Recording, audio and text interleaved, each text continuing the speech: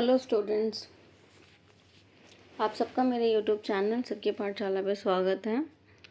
और ये डेमोक्रेसी यानी लोकतंत्र का पार्ट 2 है हिंदी में, जिसमें हम फर्स्ट चैप्टर पढ़ रहे हैं सिविक्स का, लोकतंत्र क्या और क्यों। ठीक है, तो आधा पार्ट पहले आपका हो चुका है और ये रेस्ट ऑफ द चैप्टर आज हम करने वाले हैं, जिसमें कि आपका पूरा कवर हो जाएगा। इसके अलावा आपको एक्स्ट्रा से कुछ करने की ज़रूरत नहीं है, आप इसको ढंग से पढ़ो। और इस वीडियो के लास्ट में कुछ हम एमसीक्यूज भी डिस्कस करने वाले हैं। ठीक है, तो जो नेक्स्ट टॉपिक है, हमने अभी तक जितना पढ़ा है उससे हमने कुछ कंक्लूज़न निकाला कि लोकतंत्र की क्या मुख्य विशेषताएं हो सकती है। तो सबसे पहली बात तो बोला गया है कि जो प्रमुख फैसले हैं वो निर्वाचित प्रतिनिधि के हाथ में होंगे, यानी निर्वाचित प्रतिनिधि द्वारा लिए जाएंगे। ठीक है, तो निर्वाचित वर्ड का मीनिंग मैं आपको पहले बता चुकी हूँ। निर्वाचित का मतलब होता है चुना हुआ। ठीक है, तो देश से संबंधित जितने भी महत्वपूर्ण फैसले हैं वो कौन लेगा? निर्वाचित नेता या निर्वाचित प्रतिनिधि लेगा, यानी ऐसा व्यक्ति लेगा जिसे जनता ने चुना है। ठीक है, इसके अलावा सेकेंड पॉइंट ये कहता है कि जो चुनाव है वो स्वतंत्र और निष्पक्ष होना चाहिए, यानी कि जो चुनावी मुकाबला है वो स्वतंत्र और निष्पक्ष होना चाहिए। और सार्वजनिक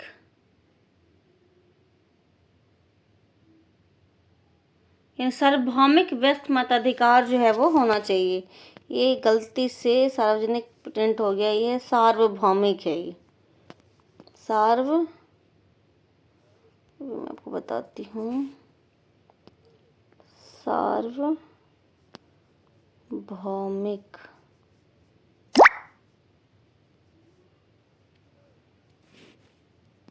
ठीक है, व्यस्क मताधिकार।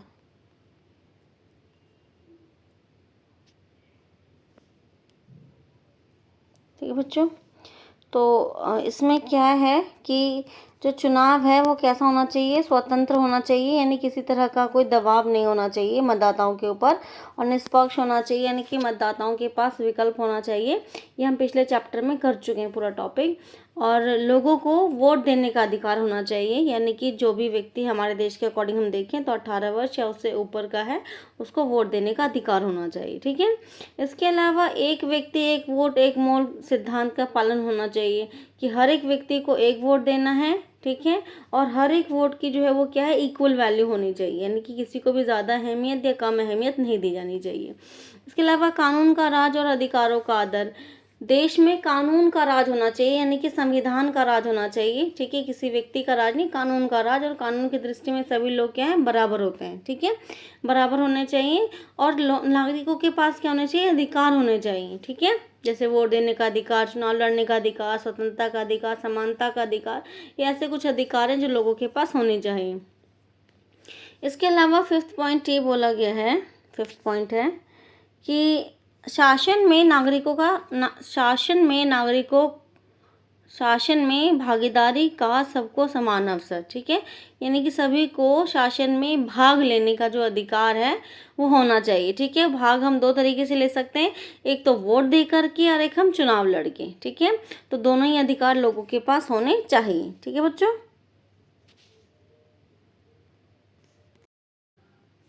अब अगर हम आगे देखें तो लोकतांत्रिक सरकार की मुख्य विशेषताएं क्या होनी चाहिए। अब लोकतांत्रिक सरकार, देखो बच्चों, हमने थोड़ा जब चैप्टर पढ़ा तो हमने समझा है, यानी एक ऐसी सरकार जिसे जनता ने चुना हो। ठीक है, निर्वाचित जो प्रतिनिधि हैं वो मुख्य फैसले लेंगे। ठीक है, देश में कानून का राज होगा, संविधान की सर्वोच्चता होगी, यानी संविधान के अनुसार देश को चलाया जाएगा।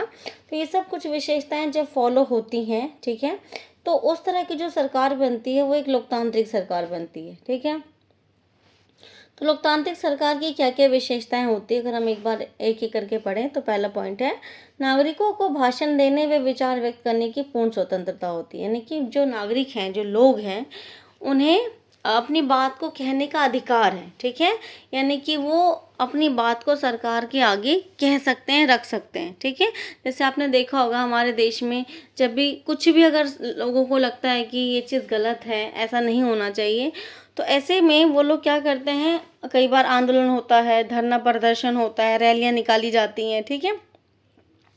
यानी कि शांतिपूर्ण तरीके से वो क्या करते हैं, अपनी बात को सरकार तक पहुंचाते हैं, ठीक है। इसके अलावा दूसरा पॉइंट है स्वतंत्र व निष्पक्ष रूप से चुनाव करने की व्यवस्था तथा सार्वभौमिक व मताधिकार, ठीक है। यानी चुनाव स्वतंत्र होना चाहिए, किसी प्रकार का दबाव नहीं होना चाहिए मतदाताओं के ऊपर, निष्पक्ष होना चाहिए यानी कि लोगों के पास ऑप्शंस होने चाहिए और किसी भी पार्टी को कोई फेवर नहीं किया जाना चाहिए।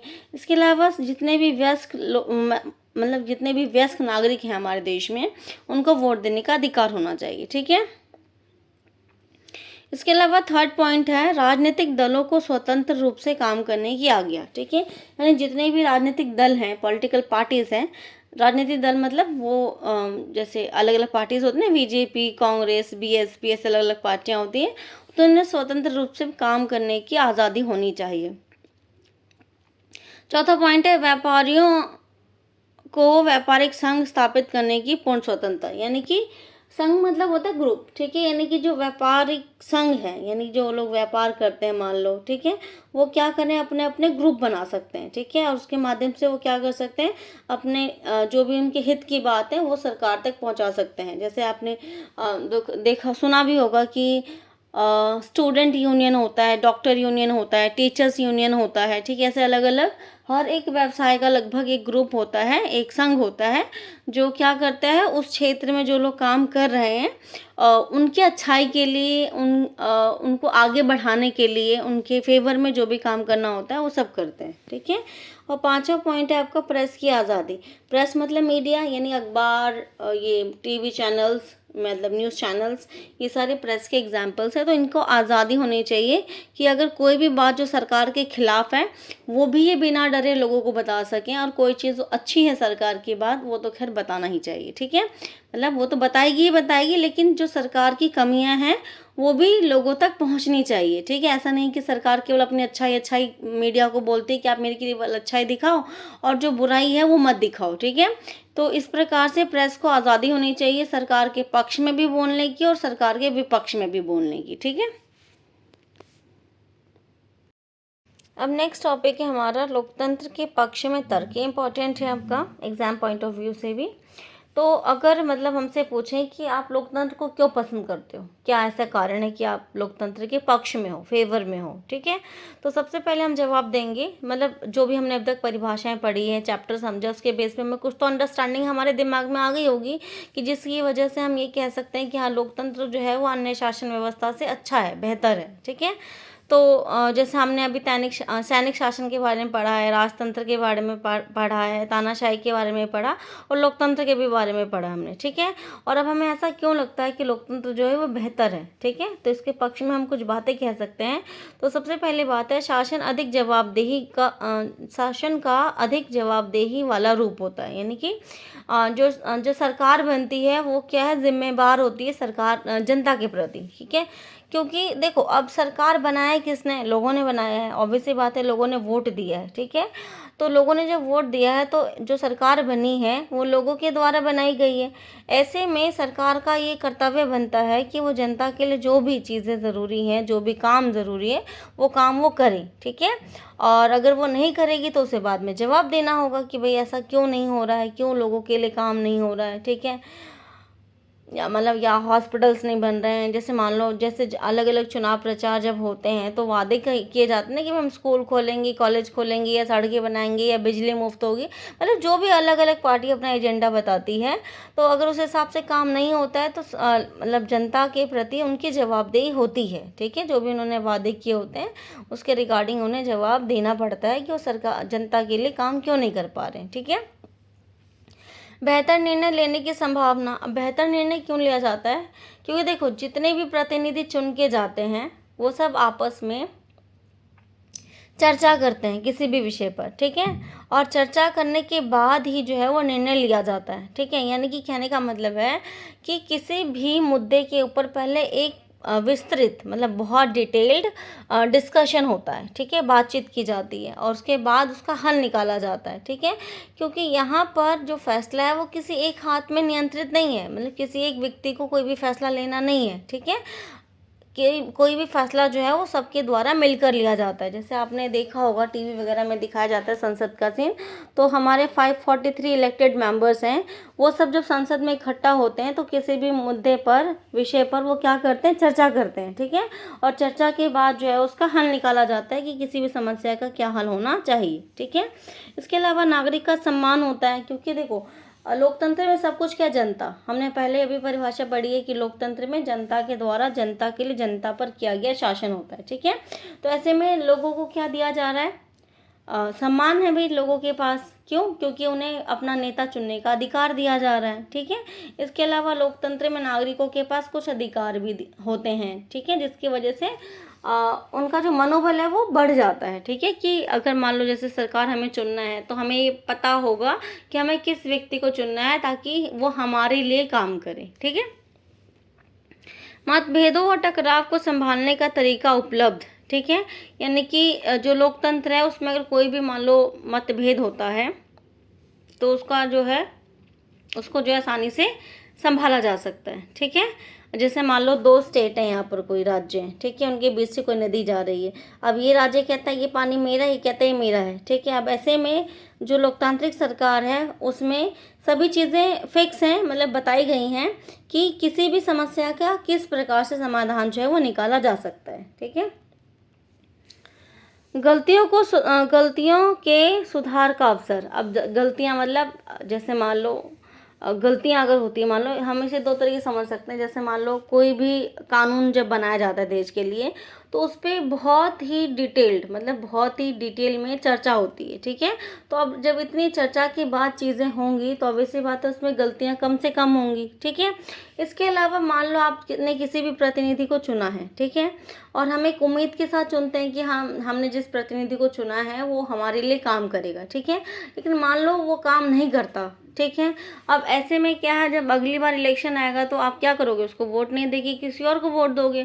तो यानी आपके पास भी एक मौका है कि आप अपने पसंद के ऐसे प्रतिनिधि का चुनाव कर सकते हैं जो आपके लिए काम करे, ठीक है।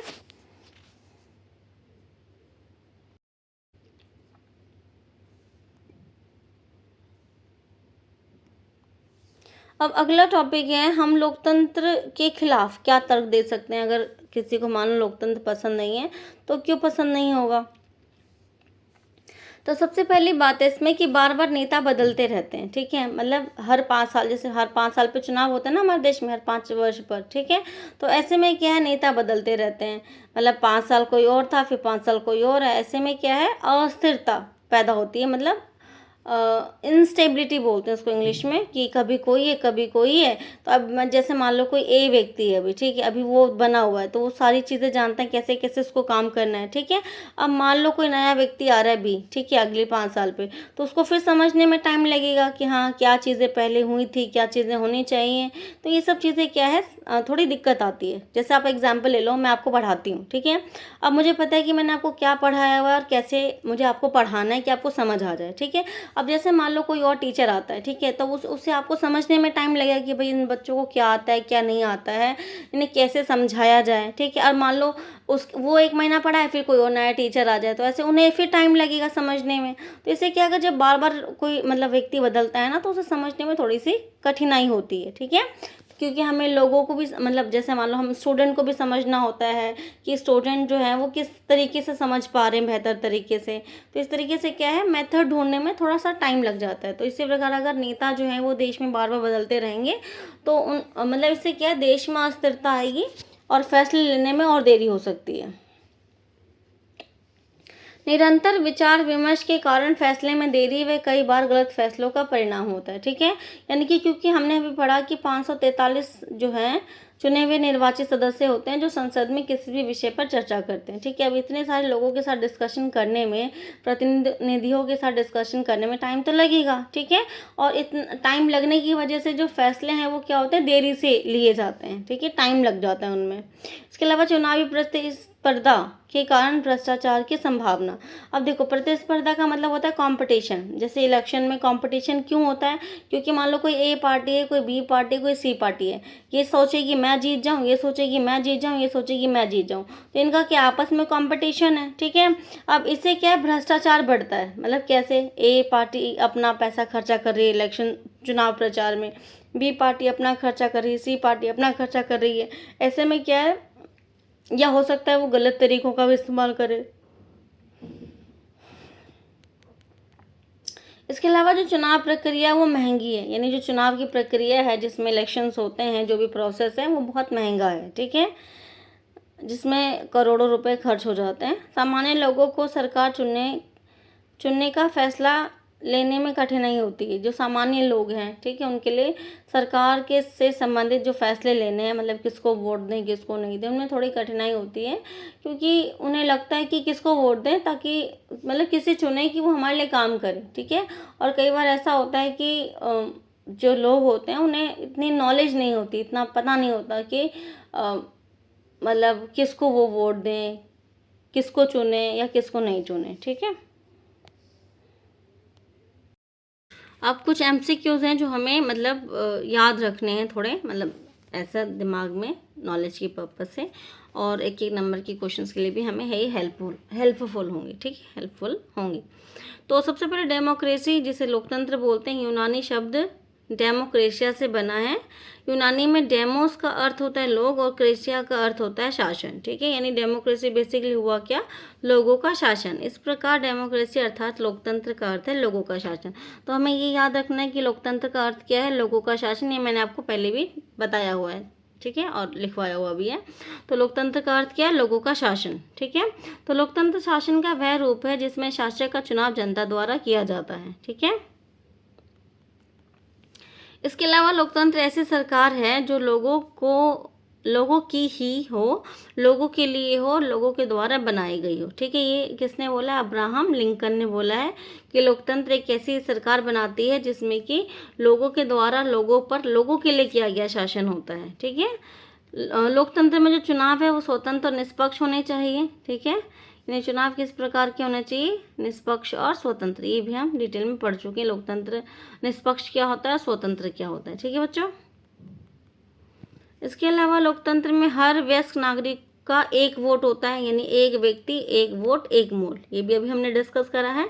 लोकतांत्रिक सरकार संवैधानिक कानूनों और नागरिकों के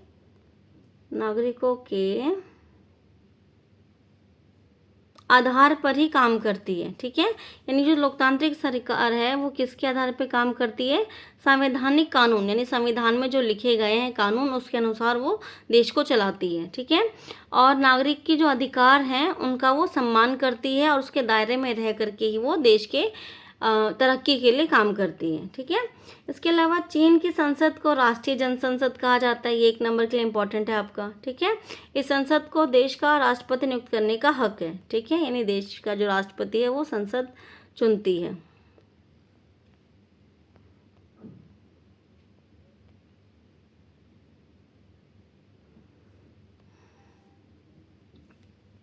इसके अलावा चुनाव लड़ने से पूर्व सभी उम्मीदवारों को चीनी कम्युनिस्ट पार्टी में से मंजूरी लेनी होती है।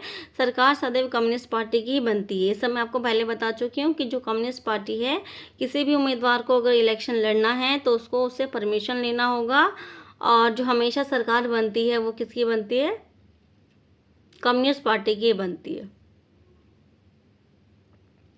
इसके अलावा पाकिस्तान में जनरल परवेज़ मुशर्रफ ने अक्टूबर 1999 में सैनिक तख्ता पलट की। वर्तमान में यहाँ एक लोकतांत्रिक सरकार है। तो आपको सिर्फ इतना याद रखना है कि परवेज़ मुशर्रफ ने 1999 में सैनिक तख्ता पलट किया था, ठीक है। यद्यपि लोकतांत्रिक सरकार की शासन प्रणाली सर्वोत्तम भी नहीं कही जा सकती है, फिर भी यह अन्य किसी शासन प्रणाली से बेहतर है, ठीक है। यानी अभी मैंने आपको बताया भी था ये कि हम ये नहीं कह सकते कि लोकतंत्र सबसे अच्छा है, ठीक है, लेकिन हम इतना कह सकते हैं कि लोकतंत्र जो है वो अन्य शासन प्रणाली से क्या है, बेहतर है। लोकतंत्र मात्र एक शासन का प्रकार या कुछ प्रकार की संस्था ही नहीं है, बल्कि बृहत्तर अर्थों में यह एक ऐसा सिद्धांत है जो कि जीवन के प्रत्येक क्षेत्र में अपनाया जाना चाहिए, ठीक है। यानी कि जो भी हम किसी भी इंस्टीट्यूशन की अगर बात करें, किसी भी संस्था की बात करें, तो वो लोकतांत्रिक अगर होगी तो बेहतर तरीके से जो है वो काम कर सकती है, ठीक है। इसलिए लोकतंत्र के जो मूल्य हैं वो बहुत ही इम्पोर्टेंट है और बहुत ही ज़्यादा जो हैं वो ऐसे हैं जो देश के विकास में काम आ सकते हैं। ठीक है बच्चों, एंड आपका ये चैप्टर आज यहीं ख़त्म होता है। इसमें हमने एमसीक्यू भी कर लिया है, नोट्स भी कर लिए हैं, और जो चैप्टर में इम्पॉर्टेंट चीज़ें थी वो भी मैं आपको बता चुकी हूँ। ठीक है, बाकी मैं उम्मीद करती हूँ कि आपको ये वीडियो अच्छा लगेगा। ठीक है, थैंक यू फॉर वॉचिंग।